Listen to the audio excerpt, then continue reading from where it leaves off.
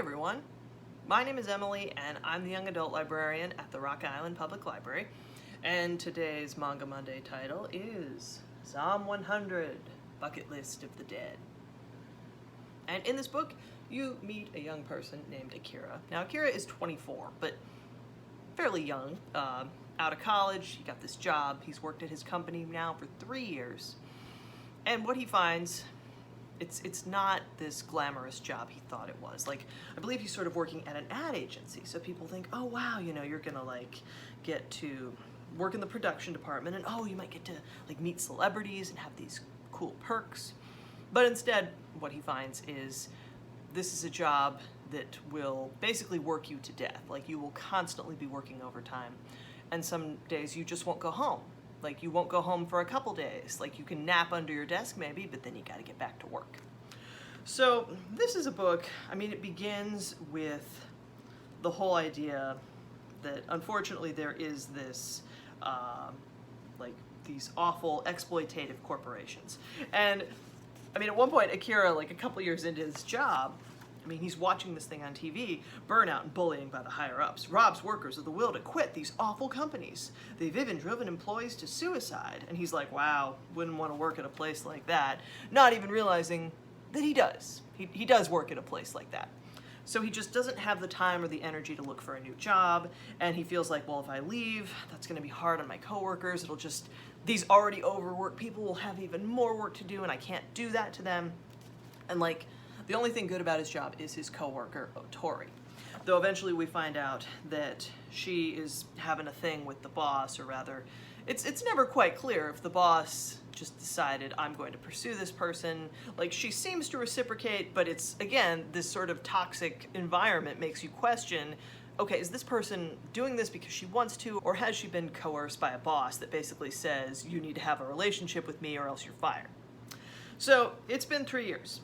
And one day, I mean, Akira drags himself out of bed. Like, he was up late, he gets up, and it's like, I gotta go to work. I don't want to, but I have to. And he drags himself to the landlord's office because he needs to pay the fee for his bike rental space. And he goes to the office like, hey, I'm sorry, like, I got this bill, you know, it's 2 months late. I'm sorry, I didn't mean to forget. And, you know, excuse me, I really need to pay this and leave. Can I please just pay you now? Well, then he finds the doors open. So Akira goes in the back like, hey, sorry about the parking fee. And then Akira finds his landlord eating another tenant. So it's at this point that, I mean, he's not exactly sure in this moment, like, what? What's going on? Like, huh? What? Whoa! And then suddenly he's being chased by zombies. And it's like, what's going on? Oh my gosh, this is terrible. What am I gonna do? What am I gonna do? If I don't get out of here, I'm gonna be late for work. That's kind of his first thought, but then his next thought is, wait a minute. Like, he gets to a point where he's like running sort of by a balcony, he's seeing outside, and he can see that this is all over. It's not just his building, there's zombies all over Tokyo. And suddenly he realizes, I don't have to go to work anymore. And in this moment, I mean, Akira is so happy to be free. Even though he's being chased by zombies, there's just like a horde, a ravening horde of zombies right behind him, but he is delighted to now suddenly have a chance to make up for lost time. And he starts thinking of stuff he's missed out on over the past 3 years, stuff he wants to do. So he says, I'd rather be eaten by zombies than hold my feelings in a second longer. So he goes to Otori's apartment and finds that the boss and Otori, they both become zombies. But this is great because it gives Akira the opportunity to quit his job. And like, he talks to his boss, who is now a zombie, and says, sir, do you have a minute? It's time we talked. I've been breaking my back for this company for years, and all it's done is turn me into, excuse the term, a zombie. I don't even remember what I was working for.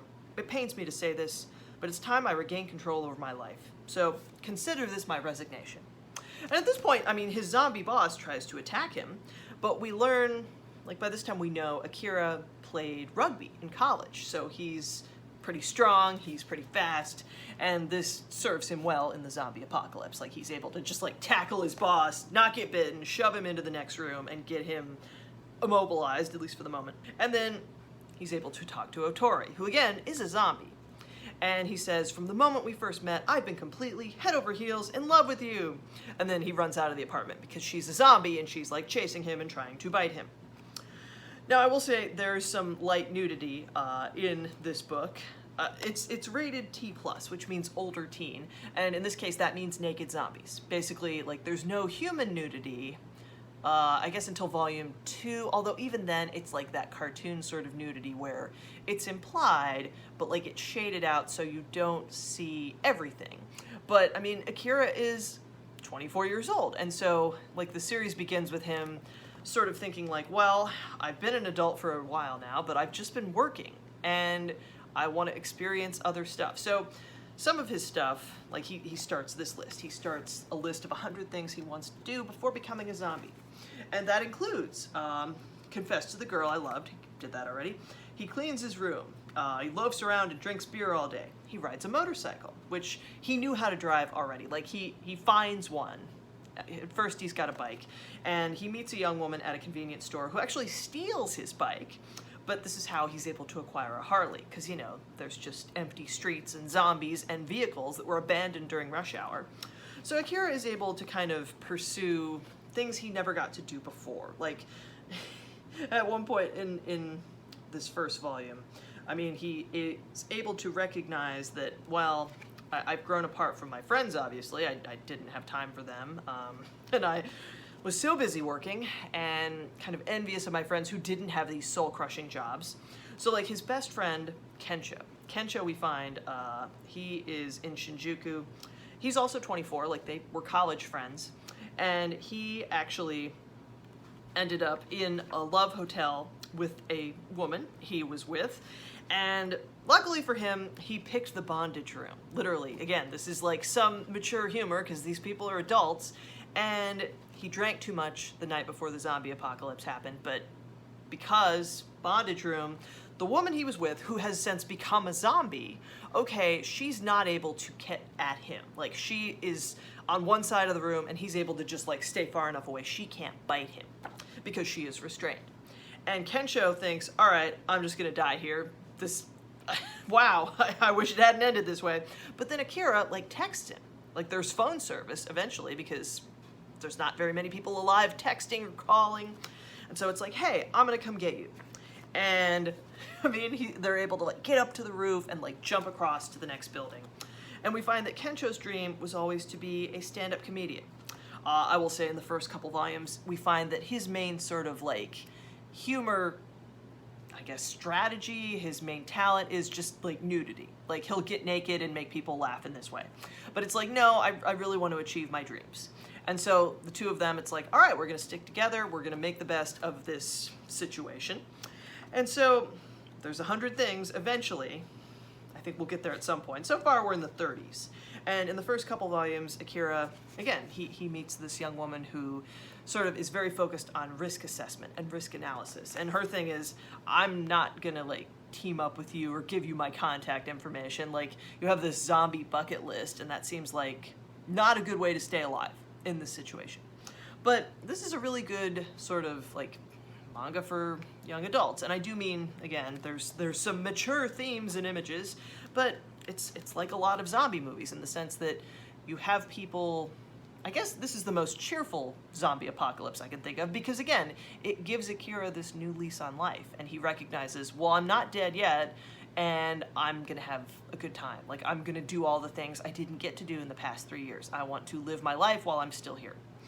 So, entertaining series. I will say in the second volume we get introduced to the concept of zombie animals. Like, they go to the aquarium and, like, Akira has decided he wants to be a superhero. So he's able to get this shark-proof suit at the aquarium. But we find there's animals. Animals can become zombies, and this is, again, it's probably explored more. I'm only on volume 3, but the idea is, okay, this shark eats these people who were in the tank when they became zombies, and then the shark becomes a zombie, it seems. So it's like, okay, can you only get infected by other humans, or can you get infected by animals who have, like, eaten zombie flesh and also turned? And I will say, too, my beef with stuff like this is always, like, you have this young woman who is introduced as the love interest, and she is the risk assessment sort of person. Her name is Shizuka Mikazuki. And I mean, right away, like, Akira likes her, thinks she's cool, and she is, and she's got a lot of good strategies for surviving, but this is like her workout outfit, and we just keep seeing her in this outfit in the first volume. And in the first volume, I was like, okay, well, fine, you know, she was working out when this happened. But even in the next volume, when these two meet again at the aquarium, it's a very sort of fan servicey thing. You know, it's like, I'm trying to survive the zombie apocalypse, and I'm a person who understands risk management and risk assessment, but I am going to keep, like, at least part of me exposed for zombies to bite, presumably. Not really, of course. Like, it's, you know, comfort, and she's got clothes where, okay, it's mostly fitted, like she has a jacket, but if a zombie grabbed it, she could slip it off. It's just that thing of like, okay, this person is very smart, and I don't think, like, I would assume at this point somebody like this would maybe be wearing body armor, although she would have to take risks to acquire such a thing, because she didn't have it before the zombie outbreak happened. But yeah, as the series goes on, we get to know Akira and his fellow survivors, and it's him and Kensho, and by volume 3, I mean, they reunite with Shizuka.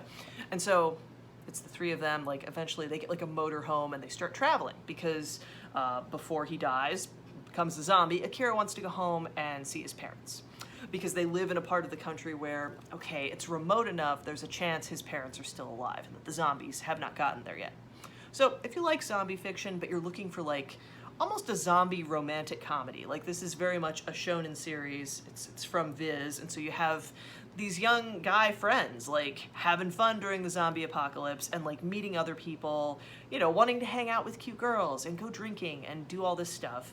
And of course they're doing these things while also trying not to be eaten or infected by zombies. So check it out. And thank you for watching. I will see you again next month.